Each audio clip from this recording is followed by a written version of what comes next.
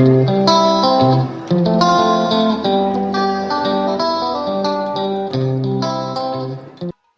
Back to my channel. എല്ലാവർക്കും Shanis kitchen blog എന്ന എൻ്റെ യൂട്യൂബ് ചാനലിലേക്ക് സ്വാഗതം. അപ്പോൾ ഇന്ന് നമ്മൾ മീൻ മുളകിട്ടതാണ് ഇവിടെ കാണിക്കാൻ പോകുന്നത്. മൺചട്ടിയിലാണ് ഇന്ന് നമ്മൾ റെഡിയാക്കി എടുക്കുന്നത്.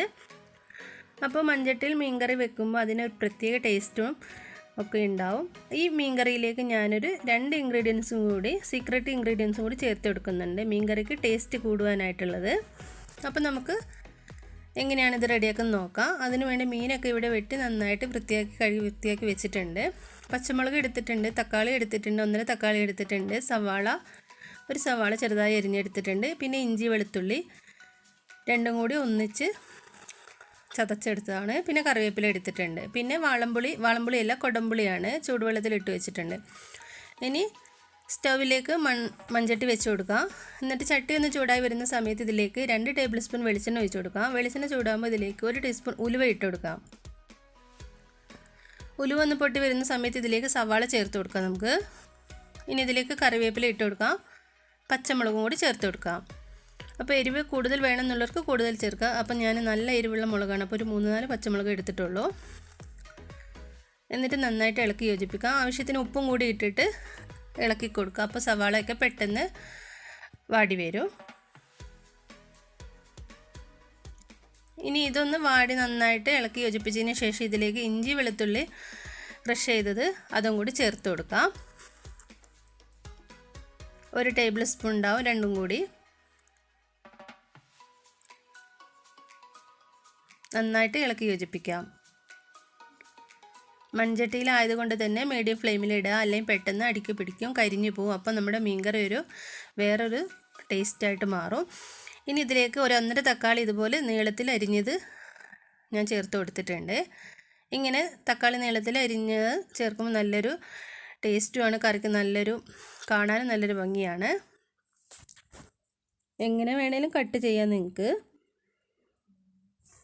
ഇനി ഇതിലേക്ക് 1 ടീസ്പൂൺ മഞ്ഞൾപ്പൊടി ഇട്ട് കൊടുത്തിട്ടുണ്ട്, 1.5 ടേബിൾ സ്പൂൺ മുളക് പൊടി ഇട്ട് കൊടുക്കുന്നുണ്ട്. കശ്മീരി മുളക് പൊടിയാണ് ഞാൻ ചേർത്ത് കൊടുത്തിട്ടുള്ളത്.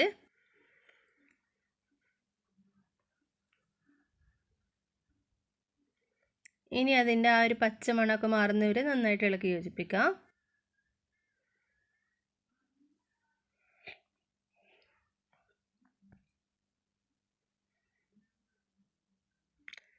ഇനി ഇതിലേക്ക് നമ്മൾ ചേർക്കാൻ പോകുന്നത് ഞാൻ നേരത്തെ പറഞ്ഞ സീക്രട്ട് ഇൻഗ്രീഡിയൻസ് ആണ്. നിങ്ങൾ ചേർക്കാറുണ്ടോ എന്ന് എനിക്കറിയില്ല. അപ്പോൾ ഇതിലേക്കൊരു 5-6 ചെറിയ ഉള്ളിയാണ് ഞാൻ എടുത്തിട്ടുള്ളത്, 6-7 ചെറിയ ഉള്ളിയും. ഇതിലേക്ക് 1 ടേബിൾ സ്പൂൺ വലിയ ജീരകമാണ് ഞാൻ എടുത്തിട്ടുള്ളത്. എന്നിട്ട് ഇത് നന്നായിട്ട് മിക്സിയുടെ ജാറിലിട്ടിട്ട് ഒന്ന് അരച്ചെടുക്കണം. അപ്പോൾ ഞാനിപ്പോൾ അരച്ച സമയത്ത് കറണ്ട് പോയപ്പോൾ അത് പെട്ടെന്ന് ക്രഷായിട്ടേ കിട്ടിയിട്ടുള്ളൂ. നിങ്ങൾ ചെയ്യുമ്പോൾ നന്നായിട്ട് പേസ്റ്റ് രൂപത്തിൽ അരച്ചെടുക്കുക, എന്നിട്ട് ചേർത്ത് കൊടുക്കുക. അല്ലെങ്കിൽ ആ ജീരകമൊക്കെ ഇങ്ങനെ കറിയുടെ മേലിൽ ഇങ്ങനെ പൊങ്ങിക്കിടക്കും. അപ്പോൾ ഞാൻ അരച്ച സമയത്ത് കറണ്ട് പോയപ്പോൾ എനിക്ക് ശരിക്കും അരച്ച് എടുക്കാൻ പറ്റിയില്ല. ഇനി ഇതിലേക്ക് നമ്മൾ നേരത്തെ വെള്ളത്തിലിട്ട് വെച്ചിട്ടുണ്ടായിരുന്ന കൊടംപുളി ഇതിലേക്ക് ചേർത്ത് കൊടുക്കുക. അപ്പോൾ ജീരകം ശരിക്കും അരയാത്തത് കൊണ്ടാണ്, നിങ്ങൾക്ക് കാണുമ്പോൾ മനസ്സിലായിട്ടുണ്ടാവും. അപ്പോൾ നിങ്ങൾ ചെയ്യുമ്പോൾ നന്നായിട്ട് പേസ്റ്റ് രൂപത്തിൽ അരച്ചെടുക്കുക, മിക്സിയുടെ ചെറിയ ജാറിലിട്ടിട്ട്, വലിയ ജീരകവും ചെറിയ ഉള്ളിയും. എന്നിട്ട് അത് നമ്മുടെ കറിയിലേക്ക് ചേർത്ത് കൊടുക്കുക. അപ്പോൾ നമ്മുടെ കറിക്ക് നല്ലൊരു ടേസ്റ്റാണ്. ഇനി ഇതിലേക്ക് 1/2 ടീസ്പൂണ് ഉലുവ പൊടിച്ചതാണിത്, ഉലുവ വറുത്ത് പൊടിച്ചതാണ്, അതും കൂടി ചേർത്ത് കൊടുക്കാം. ആ ഉലുവയും കൂടി ചേർക്കുമ്പോൾ നല്ലൊരു മണമൊക്കെയാണ് കറിക്ക്. ഇനി നമ്മൾ മീൻ ഇതിലേക്ക് ഇട്ട് കൊടുക്കാം. മീൻ ഇട്ട് കൊടുത്തതിന് ശേഷം നമ്മൾ കയ്യിൽ വെച്ചിട്ടൊന്നും ഇളക്കി കൊടുക്കരുത്. ചട്ടി 2 വശം പിടിച്ചിട്ട് ചെറുതായിട്ടൊന്ന് കൈ കൊണ്ട് തന്നെ നമ്മളൊന്ന് ഇളക്കി കൊടുത്താൽ മതി.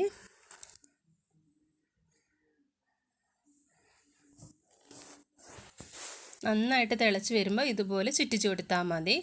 കയ്യിൽ വെച്ചിട്ട് ഒരിക്കലും മീൻ കറിയിൽ ഇട്ട് ഇളക്കരുത്, മീനൊക്കെ ഉടഞ്ഞു പോവും. ഇനി നമുക്ക് ഒരു 10 മിനിറ്റ് കൂടി കഴിയുമ്പോൾ നമ്മുടെ ഫ്ലെയിം ഓഫ് ചെയ്യാം. നമ്മുടെ മീൻ കറി ഇവിടെ റെഡി ആയിട്ടുണ്ടാവും.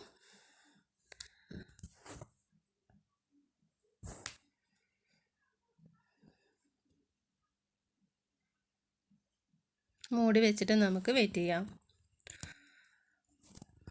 അപ്പം നമ്മുടെ കറിയൊക്കെ ഏകദേശം പാകത്തിനായിട്ട് വന്നിട്ടുണ്ട്.